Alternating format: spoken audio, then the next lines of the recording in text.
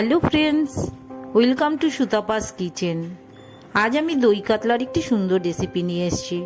6 piece মতন কাতলা মাছ আমি ধুয়ে পরিষ্কার করে রেখেছি। 1 চামচ মতন লবণ আমি মিশিয়ে দিচ্ছি। 1 চামচ মতন হলুদ গুঁড়োও আমি মিশিয়ে দেব। একটু ম্যারিনেট করার জন্য আমি 1 চামচ তেল মিশিয়ে দিলাম। ভালোভাবে হাত দিয়ে মাছগুলো আমি মাখিয়ে নিচ্ছি। 8-10টার মতন কাজু বাদাম নিয়ে নিলাম। 2 চামচ পোস্তও নিয়ে নিলাম। 1 চামচ চার মগজ যোগ করলাম। 1 চামচ মৌরিও সাথে নিলাম। কিছুটা জল মিশিয়ে আমি আধ ঘন্টার মতন ভিজিয়ে রাখবো। কড়াইতে 2 চামচ তেল নিয়ে নিলাম। তেলটা একটু গরম হলে আমি মাছগুলো ভেজে নেব। এই গরম হয়ে এসছে তেলটা, এবার পরপর মাছগুলো আমি ছেড়ে দিচ্ছি। এই রান্নার জন্য কিন্তু মাছগুলো খুব বেশি ফ্রাই করলে চলবে না, একটু হালকা ফ্রাই হবে। এক পিঠ আমার ভাজা প্রায় হয়ে এসছে, মাছগুলো আমি উল্টে দিচ্ছি। আর এক পিঠও হালকাভাবেই আমি ভেজে তুলে নেব। আমার কিন্তু মাছ ভাজা হালকাভাবে রেডি হয়ে গেছে। 2টো পেঁয়াজ আমি কুচি করে রেখেছি, পেস্ট করে নেব। কড়াইতে আমি আবারও 2 চামচ তেল নিয়ে নিলাম। ফোড়নের জন্য 1/2 চামচ সাদা জিরে নিলাম। 2টো শুকনো লঙ্কা নিয়ে নিলাম। একটা তেজপাতাও নিয়ে নিলাম। একটু এলাচি জুড়ে দিলাম। কটা লবঙ্গও দিলাম। ফোড়ন থেকে কিন্তু একটু বেশ সুন্দর একটা গন্ধ বেরিয়ে এসছে। এবার যেটা পেঁয়াজ বাটা রেডি করা ছিল, বাটাটা আমি মিশিয়ে দিচ্ছি। এক্ষেত্রে কিন্তু বাটাটা কিন্তু মিহি পেস্ট করে নিয়েছি। আর পেঁয়াজ বাটাটা খুব ভালোভাবে কষিয়ে নিতে হবে। 8-10টা রসুন কোয়াও নিয়ে নিলাম।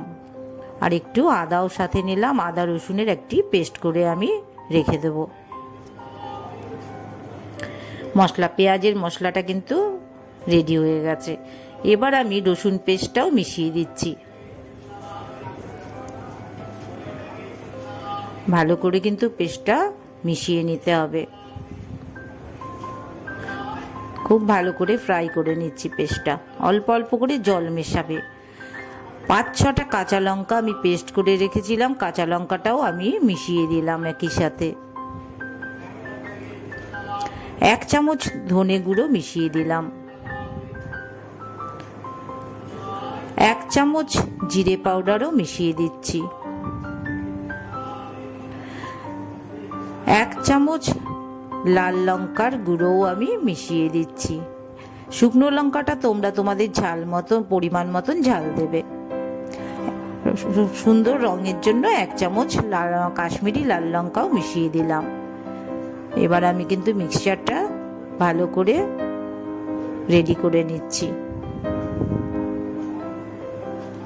অল্প অল্প করে জল মেশাবে, তাহলে গ্রেভিটা কিন্তু সুন্দর হবে।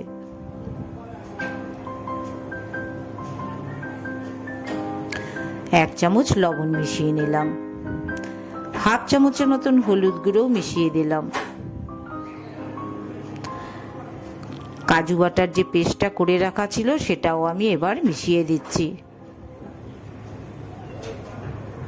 এটা কিন্তু বাদামের পেস্ট আছে, তোমরা কিন্তু ভালো করে নাড়াবে, না হলে কিন্তু তলা থেকে ধরে যেতে পারে। আমার কিন্তু পেস্টটা মোটামুটি গ্রেভিটা কিন্তু রেডি হয়ে গেছে। এবার আমি 1/2 বাটি মতন দই ফেটিয়ে রেখেছিলাম, দইটাও এই গ্রেভির সাথে কিন্তু আমি মিশিয়ে দেব। দইটা আমি মিশিয়ে দিলাম। রান্নাটা কিন্তু এখন মিডিয়াম ফ্লেমে হবে, কারণ দইটা কিন্তু না হলে কেটে যেতে পারে।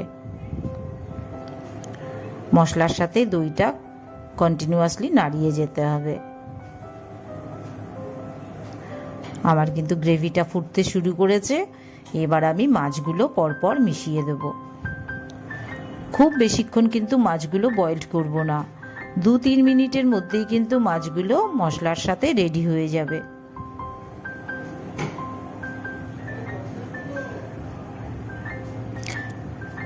তেল জলটাও কিন্তু আমি মিশিয়ে দিলাম। এই রান্নার জন্য খুব বেশি কিন্তু জলের ব্যবহার করতে হবে না, আমি তোমাদের দেখিয়ে দিচ্ছি। আমার কিন্তু দেখো গ্রেভিটা কিন্তু খুব সুন্দর হয়েছে, মাছটাও দেখো বেশ ভালো দেখতে হয়েছে, কালারটাও খুব সুন্দর এসছে, সুন্দর একটা গন্ধও বেরোচ্ছে। আমার কিন্তু দই কাতলা রেডি। মিডিয়াম থিকনেসের আমি গ্রেভিটা করে নিয়েছি।